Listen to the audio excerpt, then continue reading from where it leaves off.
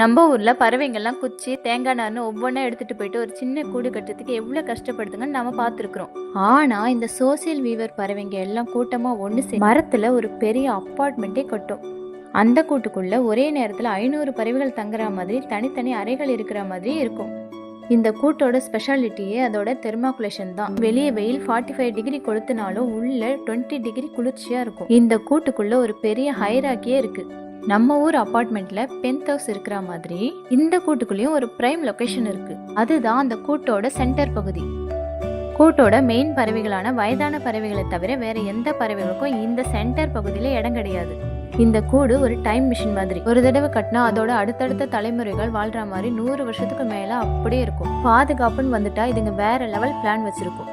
அதுவும் எப்படின்னா, ஒரு பாம்பு உள்ள வந்தா அது உடம்ப கிழிக்கிற மாதிரி ஒவ்வொரு குச்சியும் ஒரு ஆயுதம் மாதிரி செதுக்கி வச்சிருக்கும். பெரிய எதிரிகளான சிங்கம், புலின்னு இப்படி ஏதாவது வந்தா அதுங்களோட காது ஜவ்வே கிழிகிற மாதிரி 500 பறவைகளும் ஒன்னா சேர்ந்து கத்தி மிரட்டும். இதுக்கு பேர் தான் மோபிங் டெக்னிக். இதுங்க ரொம்ப நல்ல டைப்.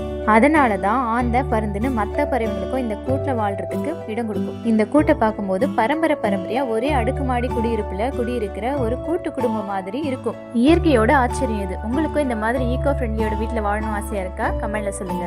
வீடியோ பிடிச்சிருந்தா லைக் பண்ணுங்க, ஷேர் பண்ணுங்க, மறக்காம நம்ம சேனலை சப்ஸ்கிரைப் பண்ணுங்க.